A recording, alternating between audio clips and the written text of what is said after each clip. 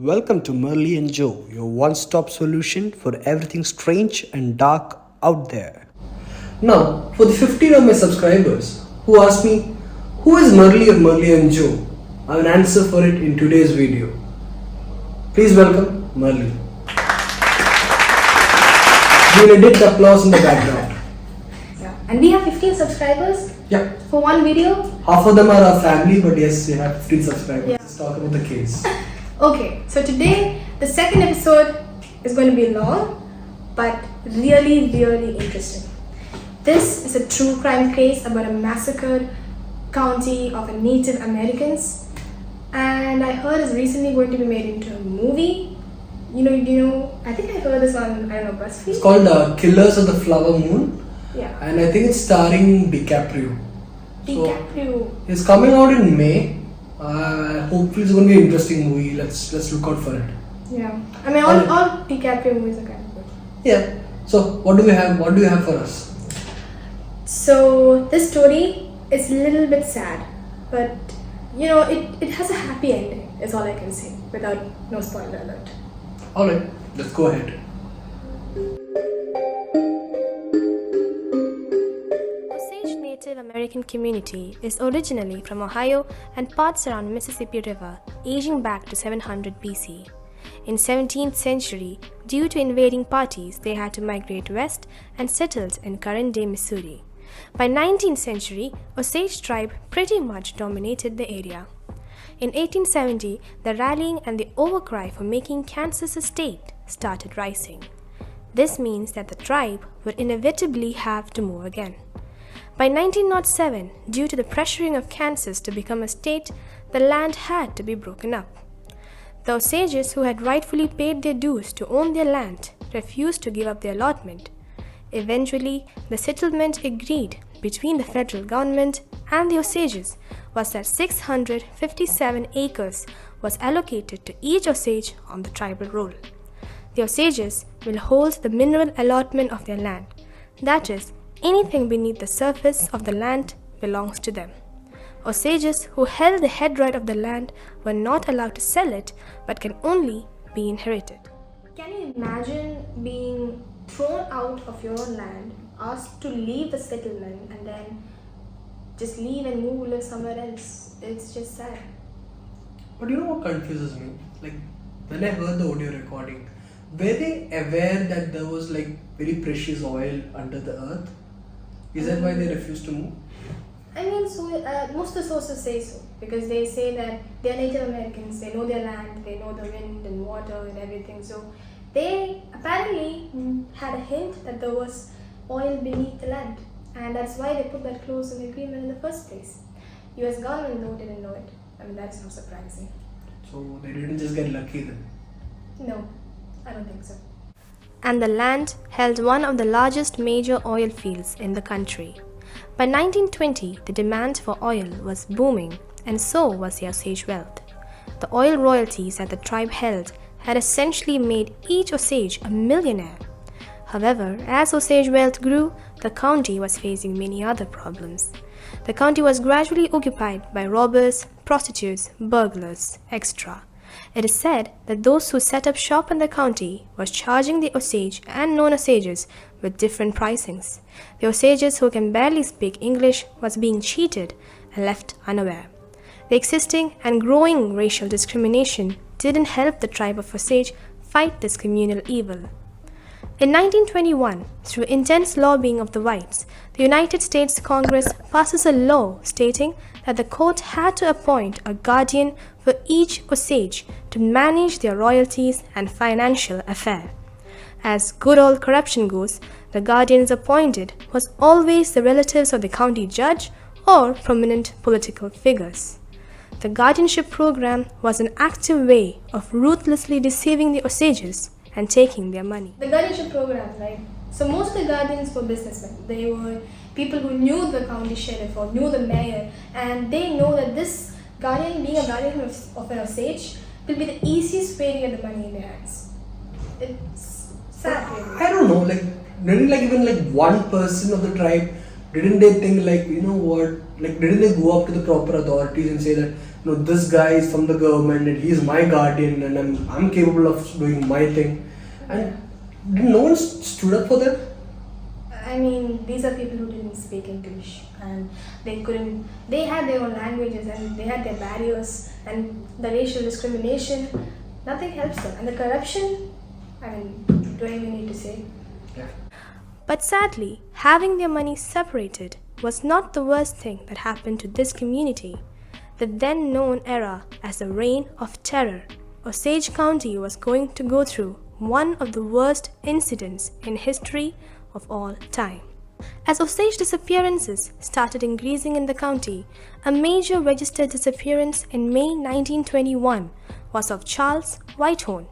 Charles was also one of the registered members of the Osage County tribal roll. His body was found after being missing for 3 weeks, shot in the head twice and left in a bush decomposed beyond recognition. On the same day when the body of Charles was discovered, something else, equally sinister, laid to be discovered. 36-year-old Anna Brown, a registered member of the Osage County and the daughter of Lissy Q. Kyle, was found to be missing. Anna, who was known to be sweet and a free-spirited girl, had gone out for drinks with her ex-boyfriend, Brian Burkhart, and friend Kelsey Morrison, and hadn't returned home for some days. Eventually, she was found, brutally murdered, and her decomposing body dumped in a ravine a couple days later. Her death was written off as alcohol poisoning in spite the undertaker discovering she was shot behind her dead. Her allotment of land was inherited to her mother, Lissy, as she did not have any children. Can you imagine at this point how much panic would be in the community? Everyone is scared. Yeah. But I can't get around it. It's like, how can this be a case of poisoning when a guy is like shot behind his head? I mean, come on. Yeah, but the bullet didn't go out. People couldn't find where it exited, so So the bullet went out. It's not like no, bullet. it came in, it didn't go out. So they don't know where the bullet is. And they couldn't check inside. They did, the doctors did, but they're like, we know there's a bullet somewhere, just don't know where it is. Moving on. Anna was one of the 4 sisters in her family, including Molly, Rita, and Minnie. Minnie, her younger sister, had passed away years ago, suffering from an illness that no doctor was able to find the cause of. It was known as wasting sickness because no one was able to find the reason for the person becoming sick. They just grew sicker and sicker until they waste away and die. Her elder sister Molly was married to Ernest Burkhart, who was the brother of Brian Burkhart, Anna's ex. Although the dead bodies of Charles Whitehorn and Anna Brown was discovered on the same day and had created quite a sensational wave, the police had no major leads. The county sheriff had shelved both the cases and considered it closed. Molly was arranging the funeral for her deceased sister. This was seen as a business opportunity rather than a humane act. It is said she was charged around $80,000 in current price for her to get the event arranged. Just to give you some context, in current day and age, it would cost you approximate 25k to arrange a funeral. Really? Like, how are you so aware of the funeral prices? I did a Google search. This is exactly the attention to detail which we look for in Merle and Joe. If you like our story format, I want you to subscribe and ring the notification bell right now. Great plug. Meanwhile, Molly's mom Lissy was fighting the same mysterious illness that had killed her younger sister Minnie. However, no doctors or Osage medicine men were able to cure her or find the cause of her death. On July 17, 1921, Lissy passes away at the age of 76. Lissy owned 4 head rights at the time of her death, which was passed on to her daughters, Molly and Rita. All 3 deaths had occurred in a 2-month period, and this was seen to create panic and suspicion among the Osages. Molly and Rita decides to hire an outside investigating agency founded by Mr. William Burns, who was also known as America's Sherlock Holmes, to get to the bottom of these deaths.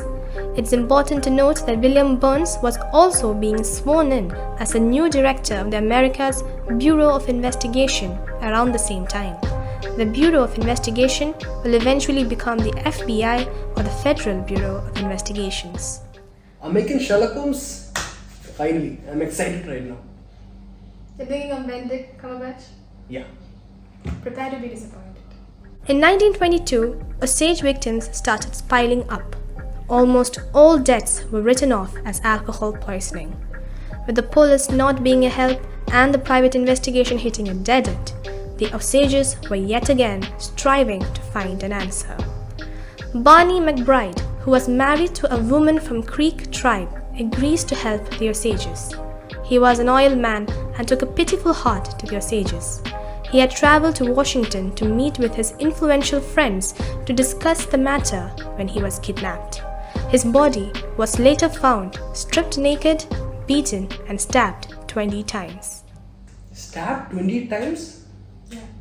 And don't forget beaten. Beaten? Probably poisoned. The death count in Osage County kept increasing as the death of Henry Rohan was discovered. Henry, who was a heavy drinker, was found slumped behind the steering wheel of his car. When the police opened the car door, it was seen there was blood everywhere and that he was shot behind his head. Henry's death was informed to William Hales. Hales was the closest confidant and best friend of Henry. Apart from that, Hales was one of the most influential figures in the county. Originally from Texas, William Hales had shifted to Oklahoma to find work. Even though he had nothing to his name when he first started, by 1900s he owned land and successfully managed his ranch. Hales was popularly known as the king of the Osage Hills. He was always a helping hand to the Osages, providing money and medicine whenever they needed it. Ernest Burkhart, the ex of the deceased Anna Brown, was the nephew of Hales. Hales was a pallbearer for Anna's and Henry's funeral. Some guy was looking out for his tribe. Yeah, but don't grow too attached. Why? Does he die of alcohol poisoning as well? You're really into this alcohol poisoning joke list, aren't you? By June 1923, the victim rate was climbing. One of the most tragic and grieving deaths was of George Bighart, who was the nephew of James Bighart. James was one of the most beloved chief of the Osage tribe until 1906 when he passed away. George was admitted in the hospital due to a mysterious sickness and he had passed away in some days. The doctors once again failed to find the cause of the death or the sickness. It is said that he had a big heart. Is it because the name was George Bighart? Yeah. Anyways, moving on. Meanwhile, a cruel surprise awaited for Rita and Bill Smith, her husband. Rita was one of the two surviving sisters of Anna Brown. One night, Bill had come home late after a glass of moonshine whiskey. Rita and Bill went to bed late that night, and by 3 a.m. in the morning, a huge explosion takes place. Rita and Bill's house had exploded and shrapnels were flying all over the neighborhood. Miles away, Molly, Rita's sister, and her husband Ernest woke up, feeling the vibrations, and saw fire and smoke rising up from away. Rita and Bill passes away. By half of 1923, 24 deaths had already occurred in Osage County, and the Osages starts losing all hope when one lawyer from the county writes to US federal government begging for help, and he gets a reply from William Burns, America's Sherlock Holmes. Burns was leading the Bureau of Investigation and had already conducted a very poor investigation on the Osage murders earlier. Even though he had no leads, this initiative of his to come back into the story was going to be a crucial twist for the Osages, a last glimmer of hope. Even though the inclusion of the Bureau into the investigation was through Burns, it was when J. Edgar Hoover took over the Bureau, answers started to come to light. Edgar started by listing out the suspects and started questioning and observing. The first suspect in Anna's murder was Rose. As per a signed statement from one of the residents, Rose was jealous of Anna for trying to steal her husband. Upon intense questioning, the resident broke down under the pressure and confirms that an unidentified white man had pressurized her to sign the statement. The story of Rose being jealous was not original and was fabricated. The next suspect was Brian Burkhart, Anna's ex. However, his alibi lined up and he was removed from the list. The special agent started witness questioning. One of the farmer families had confirmed seeing Anna with Brian in her car during the night of her murder. They spoke of a third unidentified white man with them as well. When the agents dug deeper, they discovered that Brian was with Anna until 10 a.m. the night of her murder, rendering his alibi a lie. Things took to a darker turn when a private investigator approaches the agents with valuable information. He said that he was hired by William Hales when Anna was murdered in 1921. Interestingly, Hales had paid the investigator to build an alibi for his nephew Brian to protect him from further investigations. Ernest was also seen in the meetings. This motivates detectives to put William Hales, Ernest Burkhart, and Brian Burkhart as prime suspects. I was rooting for William Hayes. Damn, he's a mastermind behind all this. This guy's like really evil. I know, right? I mean, if we had seen through him, all of this could have been avoided. Since there were a lot of murders that needed to be resolved, the agents focused their attention on three major cases: murder of Anna Brown, Henry Roan, and Rita and Bill Smith. As the agents dug deeper, the evidences started piling up against the king of Osage Hills, William Hales. They learned that Hales held the life insurance of Henry and had received $25,000 when Henry passed away. During that time, a shady character called Asa Kirby, who was an outlaw in the county, was shot while attempting to rob a jewelry shop. Interestingly, police came to note that the owner of the shop was informed by William Hales that he was going to be robbed that night. However, Hales did not warn any policeman in spite of him being a reserved deputy sheriff. This made the police curious as to why was Hales in touch with a number of outlaws and why no policeman was informed about this in the first place. A miracle strikes in between the investigation in the form of Bert Lawson, who was an inmate at a prison of Oklahoma. Lawson had worked as a ranch hand for Bill Smith. During that time, Lawson discovered that Bill was having an affair with his wife. This breaks his marriage and he quits the job at the ranch. Lawson said that he was approached by Ernest Burkhart and later by William Hales with a proposal to blow up Bill's house, killing Bill and Rita. Even though Lawson initially refuses to do so, he later agrees and plans the bomb. Asa Kirby's death now made more sense as he had helped in making the bomb. It seemed like William Hales was covering his tracks with Asa Kirby's death. With not enough physical evidence in hand, the agents decide to go out on a limb and collect arrest warrants for William Hales and Ernest Burkhart for Bill and Rita's demise. Both the suspects were tough, and neither of them broke during the initial interrogation. Hales even said that he can prove that he was in Texas during the night of the murder, wherein he had signed for a telegram. However, eventually, Ernest Burkhart agrees to talk and signs for a full and truthful confession. Ernest talks of how Hales had orchestrated the deaths. Hales had approached Henry Grammer, a local bootlegger, to kill Bill and Rita. Henry agrees and instructs Asa, who was his henchman, to do so. After the job was done, both Henry and Asa was found dead in a 2-week span, a way of wiping out the witnesses. Ernest continues to talk, and this time about the murder of Anna Brown. He reveals the identity of the mysterious third man who was with Anna and Brian in the car. It was Kelsey Morrison, who was a local bootlegger, and he was the one who shot Anna. This confession was the milestone that the investigation required. During the trial, Ernest's youngest daughter, Anna, passes away from the wasting sickness, the mysterious sickness that had claimed many lives in Osage County that no doctors could treat and now being suspected of being poisoned. But this death of his daughter strikes Ernest. The night he requests one of the agents to visit him at his cell. 2 days later, the trial continues, and this time, Ernest changes his lawyer and admits that he is tired of lying. He confirms him being guilty and an accomplice in the murders. Ernest receives a life sentence for his actions in Anna, Rita, and Bill's murder. Ernest confirms the involvement of William Hales in the murder. Finally, on 28 October 1926, the jury finds William Hales the mastermind and John Ramsey guilty of first-degree murders and sentences to life in prison. In 1927, followed the trial of Brian and Kelsey Morrison for murder of Anna Brown. Brian Burkhart pleaded immunity as he provided details of the murder, while Morrison tried to change his earlier statement to being not guilty, but no one believed him.